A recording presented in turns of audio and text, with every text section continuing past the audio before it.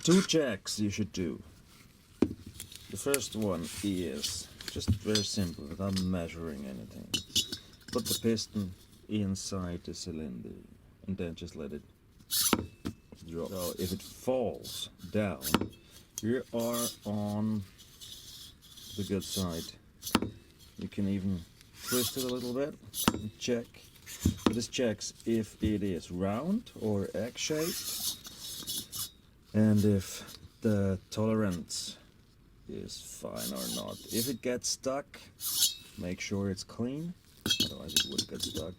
If it gets stuck, send it back. Don't use it. It is not the correct tolerance. Take the rings and do measure the gap.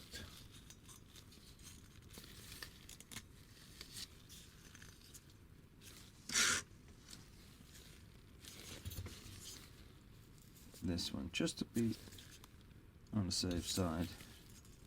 Just control it. I will put the right formula in the video then.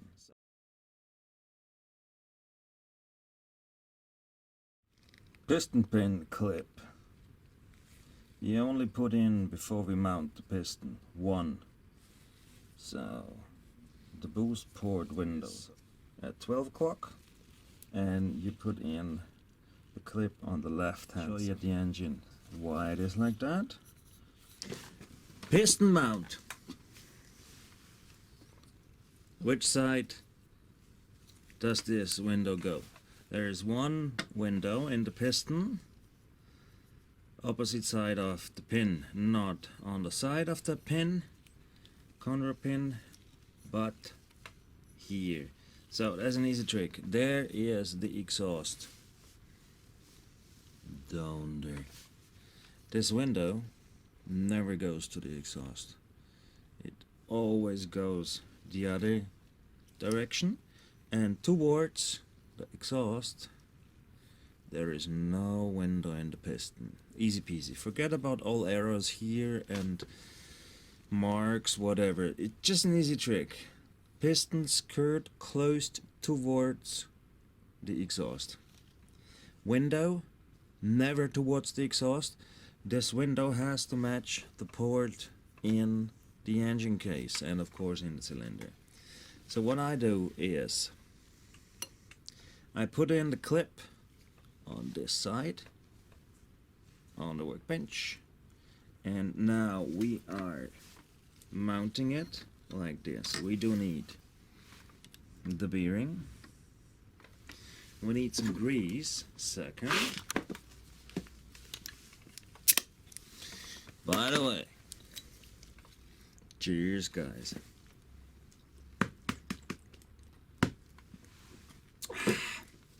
Yeah, that works way better than white wine. Where were we? Grease. We take some grease.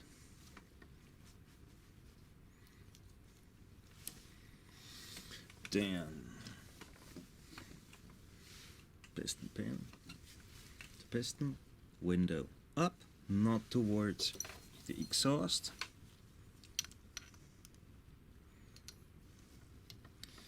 And then just push it in. When it's when everything is new hardware, then there's no problem with the removing and putting in the piston pin. When it's an old piston, which perhaps already sized, Polini 177, a classic, then it is a bitch to get it in and get it out. So let's change the view for the video. So, always make sure it is full way in and that you see the groove for the clip. Now take a caliper, an angled one, I prefer these. Then take the clip around here. The other thumb is very important. You just hold it that it does not jump away, and there we go.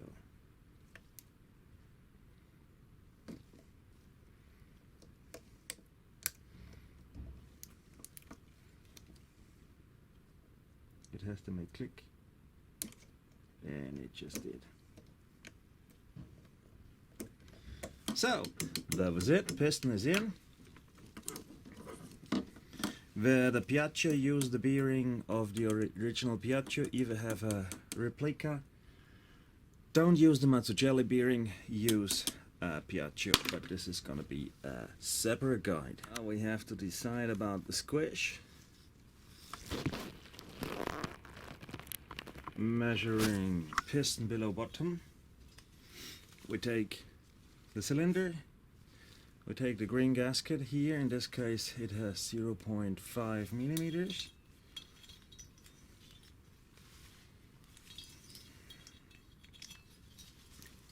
Just put it on the cylinder, push piston back in, take care that it does not hook in here, otherwise it would break. Flywheel first, I forgot, sorry. Well, that's where we start here. So, push the piston in, then put the cylinder over it. Now we will need 2 bolts. And I use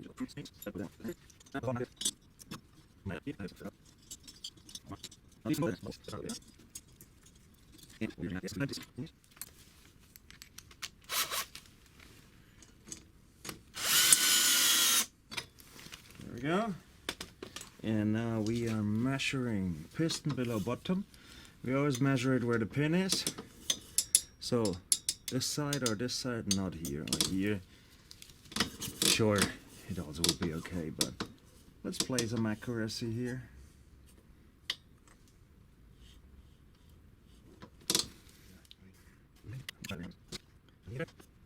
Definitely have PPT. Piston below top, 1 millimeter. And now we should measure the head, this edge here, and the piston below bottom.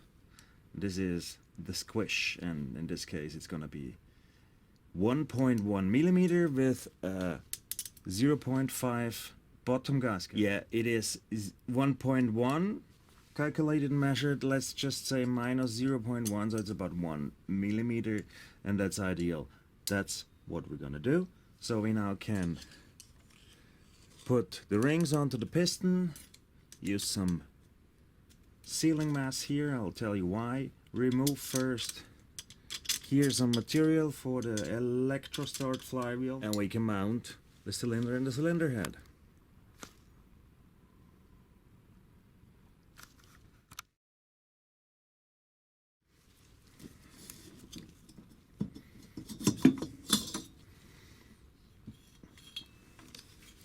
Regarding the elestart flywheel, you only have to remove the VMC here, little bit material here. It just needs 1 minute because this is strapping the sprocket, and we're gonna use a flex grinder for that. How do we do it with the flex grinder? You just take off material from here. I remove more material here, second attempt, and now here with the bolt in, it does not strap anymore, so we're good to mount the cylinder. Mounting the piston rings, I always mark and the bottom pin here, so I know how I have to move the rings when I mount the cylinder. This is something without gloves. You do not need a special tool for it, you just need good nails.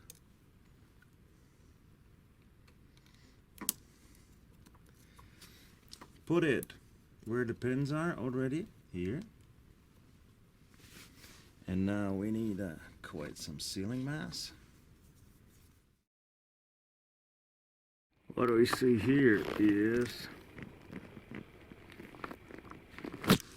A typical spot where it gets really thin. It just put a lot of sealing mass here and it's fine. Clean it. I also used quite some brake cleaner. And now we're gonna apply a little bit of sealing mass.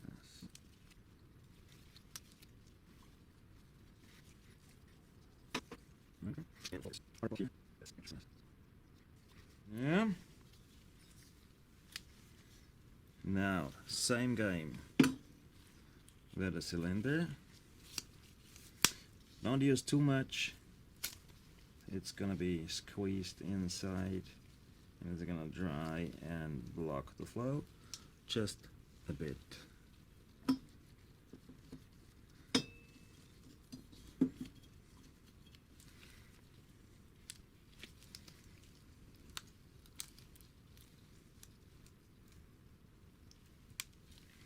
Yeah, this one is dead.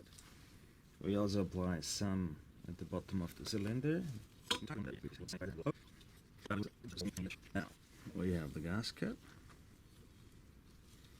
We put it here over the holes.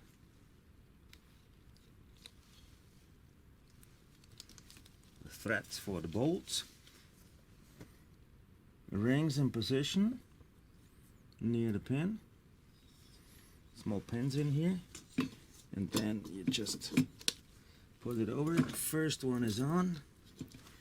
And you have to also push from the back side to get, and then again from the other side to get it in. Be patient, it will work, and it did. There we go. If you twist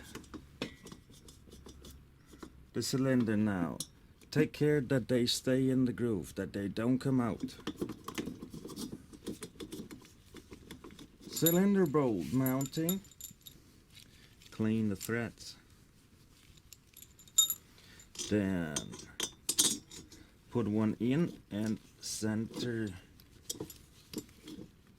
the bottom gasket.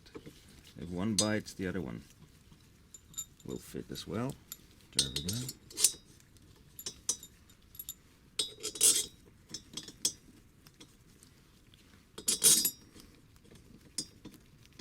I'm not gonna bore you with that.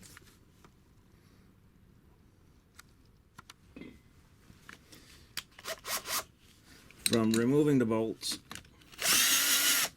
we know that we need around 41, even though the cylinder is different. And 41 is about this. We also have the marks we made when we removed them. So that's how far we're gonna push it in.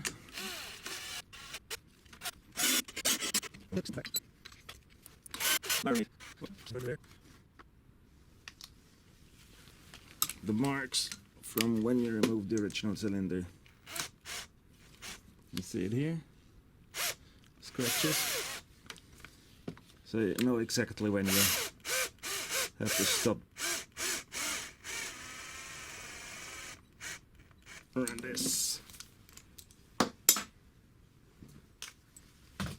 Let's measure it.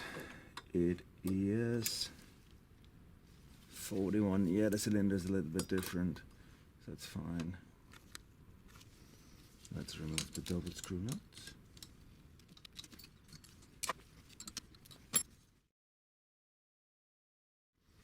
Mounting the cylinder head. Cylinder has a seal. Nevertheless, we can use a little bit of sealing mask to fix the seal. Just a little bit.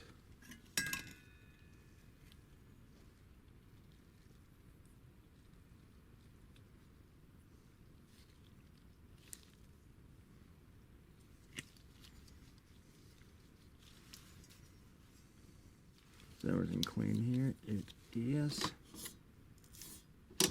We do have 8 screws here, 4 bigger ones for the cylinder bolts and 4, that's nice, long screw nuts are in the package and the other ones are in both. Longer ones for the smaller holes here. Let's put the cylinder head on.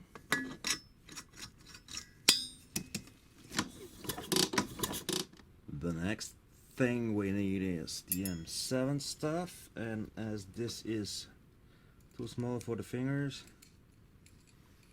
put on a screwdriver and let it drop.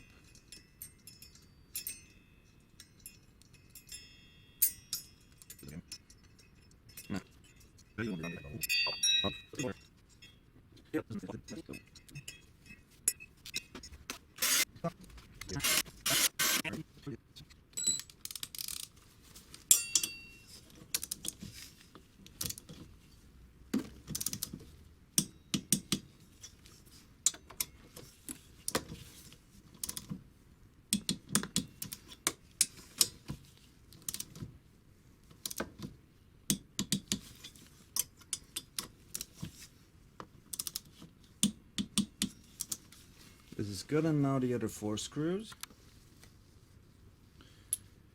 And the other 4 screws.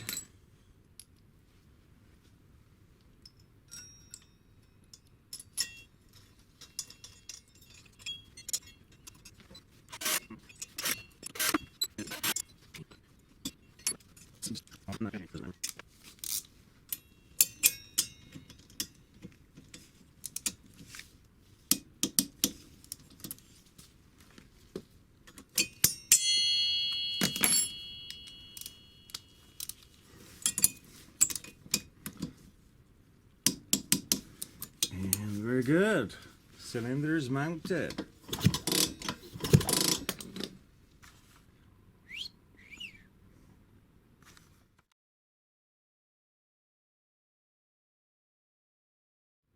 Exchanging the M7 stuff. Washer, spring washer, screw nut. Most of the, or let's say all of the engine cases after 2001 do have bad machined sealing surfaces, which cause a gearbox oil sucker, together with the problem that sadly, where's that oil coming from? What's that dirty? And together with the issue that only wave washers were used around all the engine bolts, which cause that all of them are loose. So bad sealing surfaces and just wave washer loose screw nuts cause a gearbox oil sucker.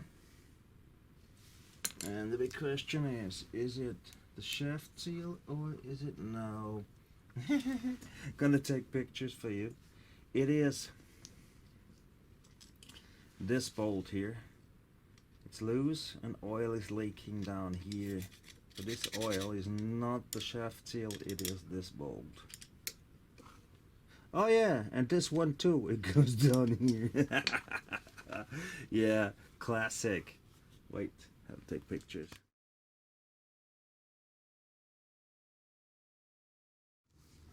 Let's see if I can catch it on video. This bolt here is loose, and you see the oil here. It was running down here, here, collecting at this spot, and this one is also loose. Gearbox oil is coming out of the bolt and collecting everything here. It is not. We are gonna replace 1, 2, 3, 4, 5, 6, 7 bolts all around the crankshaft to tighten it up, to reduce the gearbox oil sucker. What I can check here, if the cables are fine. Yeah, this is a Millennium. If they're broken here or so, and they're not, let's remove them.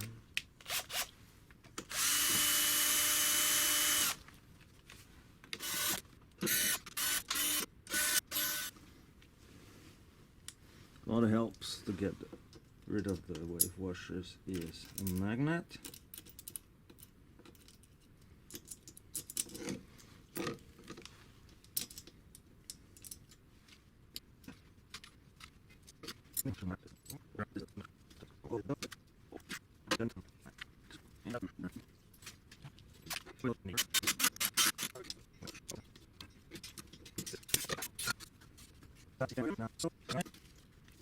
Now there is a trick I showed in a different video.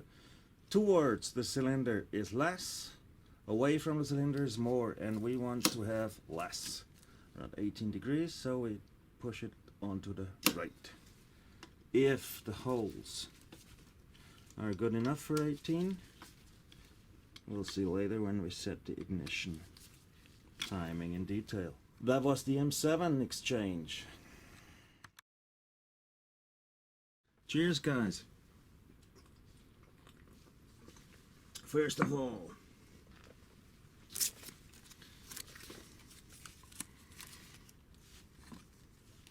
these are the old gaskets. Replace them with new ones. That does not cost so much money. And second,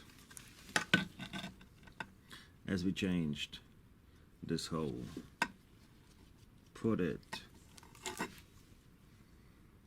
on the gasket, on the casing, and make sure that nothing stands in here, because fine-tuning, adjusting everything, and then using a gasket that stands into the flow, that does not make any sense. Another important thing, very important, see it now. You see this groove here? The oil comes out here, floats around here, then goes up in this hole into the carburetor, and then is mixed with the fuel. This means you are not allowed to use any sealing mass at the bottom. Just use some grease and you're good. I mean, you could use sealing mass at the bottom, but not between the gasket and the casing. Because if some sealing mass comes in here and blocks the oil flow, that's bad, the cylinder will size. Unless you deactivate anyways the oil pump, then you don't have to worry about this. But we are not gonna deactivate the oil pump here. And the next thing is, you remember when we disassembled, I showed that this is often loose. First of all, one screw is holding it, it's this one. You use some screw lock on it, that it is really tight, and afterwards the other two carburetor screws are applied, so will additionally hold the casing, but most important this screw. So screw lock and everything is fine, it will not get loose. Let's do it.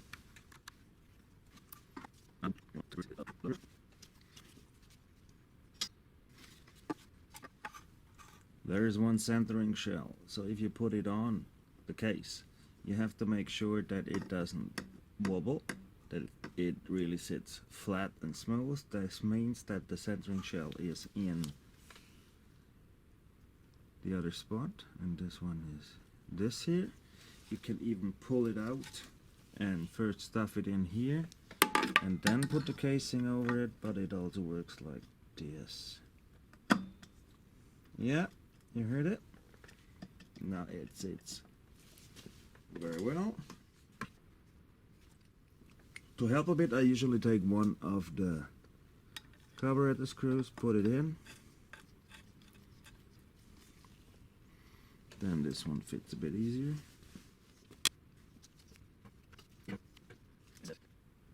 Put it in the center of the carburetor screws like this. And then tighten the screw.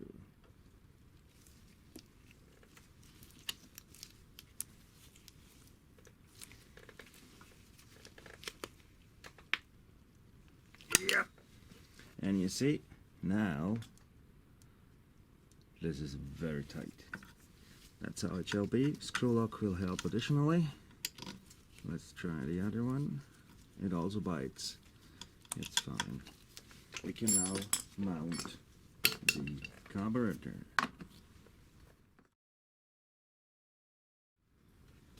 By the way, what you also should check and tighten if needed is these 4 screws, this one and these 3. They get often loose a little bit and then it starts leaking oil.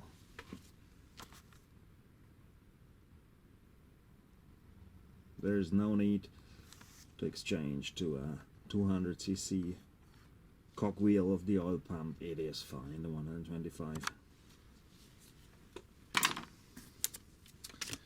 So the same game applies here with the gasket. Some light. Put it in, check if it covers the hole a bit. This one does a bit. We're gonna cut it. There's one hole, very important. It is this one. That's the one where the oil comes. You know, the groove in the casing goes like this, and here it comes upside, and here it comes up into the carburetor, and this shall not be covered. There are some fancy schmancy blue ceilings out there that cover it a bit, so always check that they fit perfectly, and if not, adjust everything.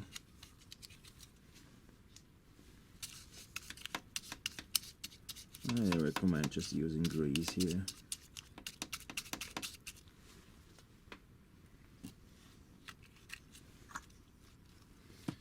Not too much inside. Now we can put the carburetor on. This screw goes in here first. Don't forget to hook in this hook in the oil pump hole here. It's not going to be visible on video, everything, or is it? Who knows?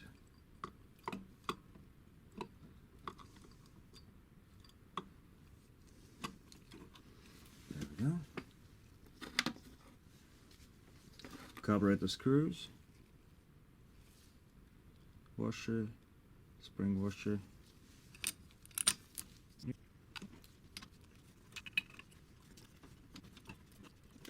Carburetor screws,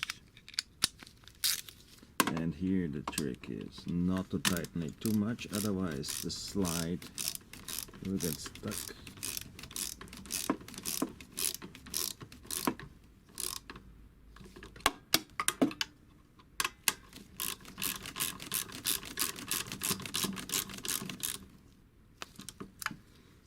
You check that, you just pull the throttle.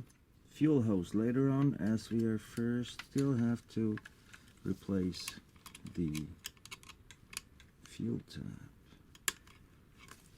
This is one, and this one is a bit tricky. We need a angled caliper for it. Gas cable for oil pump is a bit tricky.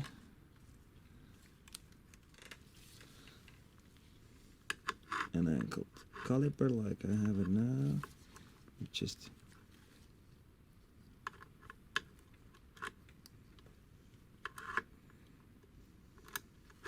there we go. And now what you have to test is that the slide doesn't clamp, it opens and closes. That's how we like it. Another thing I want to show you. Next thing is we have to remove the tank to exchange the fuel tap. But this is boring. I'm not gonna show it to you. We'll then connect the hose to the carburetor. See you guys.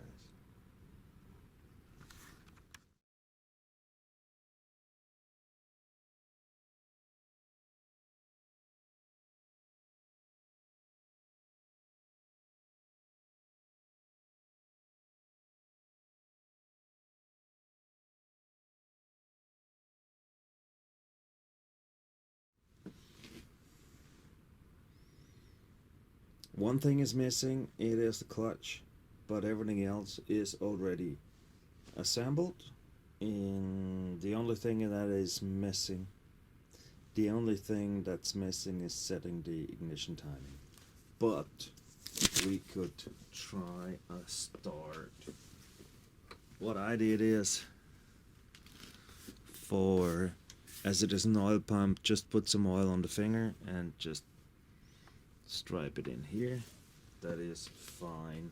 We am gonna watch the oil air bubble here if it moves, and after a short time it will be okay. There is no need to stink around for one tank. About over 100 kilometers with way too rich mixture. Very first thought, plug and play VMC 177. No starter spray, nothing. I just put in some oil as we are using an oil pump, and then we are watching this air bubble and the oil hose moving, and it will be fine. For starting, it's no problem. You don't have to use a tank full of mixture.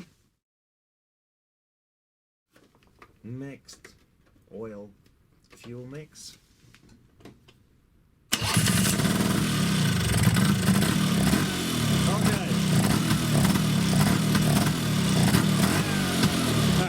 That was the very first start.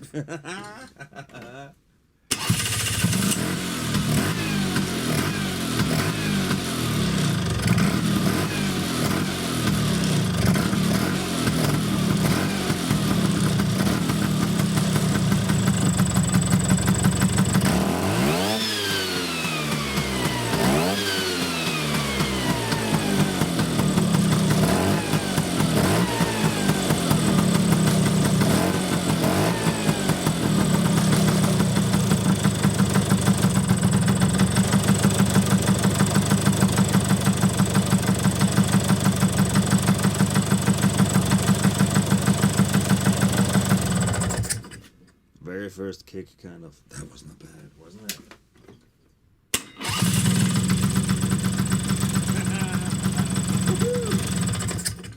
Nice one.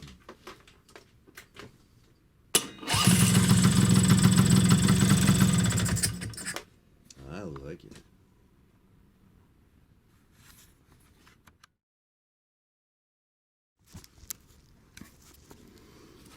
Clutch removal, you know how this works. 3 screws here, you remove the lid, then a clutch holder, put 1 screw in again here, you hook it in to the clutch, and then you remove the big screw nut, it's still in there, and then you take out the clutch. I always exchange the big rubber seal and the small one in here. You have to take out the lever for this. Make sure that the woodruff key does not come off and falls into the gearbox. The thick washer can stay. This is the oil pump sprocket. Make sure that this is fixed, that here these used marks are not too big and that it still turns. Everything. And now we're gonna strengthen the clutch. Clutch basket with the ring, 16 rivets, the compressor, and you do the first separation test, and it is empty. It has to turn freely. This has to have a little bit of tolerance here, then you're fine. Cheers! You just oil it when you assemble it, and this is enough.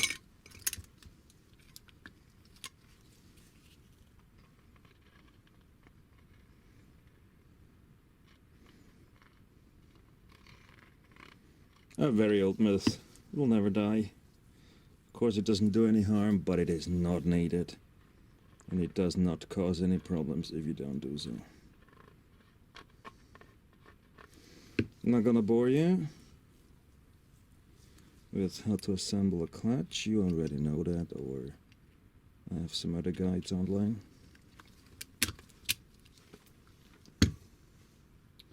Now it's assembled, and the second separation test is we are still fully compressed, and it also has to turn freely with all the stuff, the plates and the linings in there. That little clicker is okay. That's fine. So let's put it in again.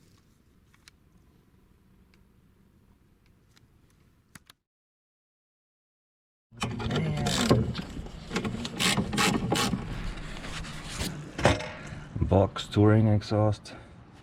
Look, it's smoke. You see?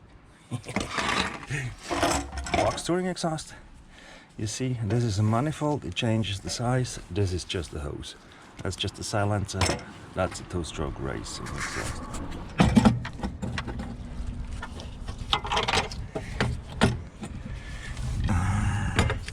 Now I have a problem with these hooks here. We have to hook them in directly.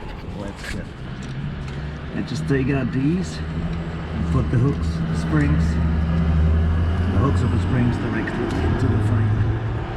Now it should fit. Put the new one.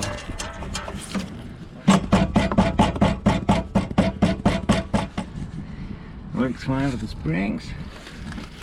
Now the other side is on the not too hard.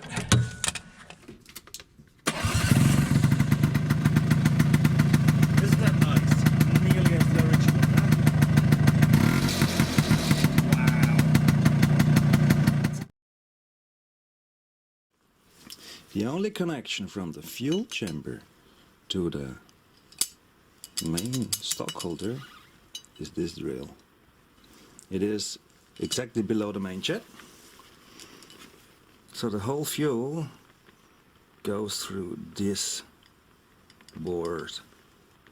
You have to make sure that this drill is at least 2.5 millimeter.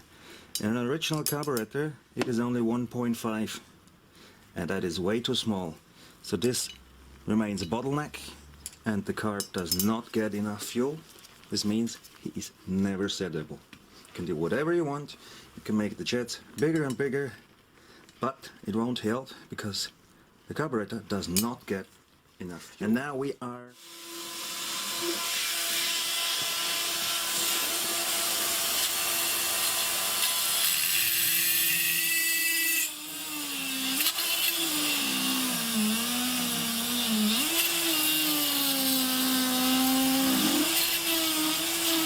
that was it.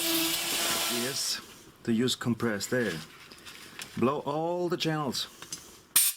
Not only blow the channels, block the other end, because there are often more.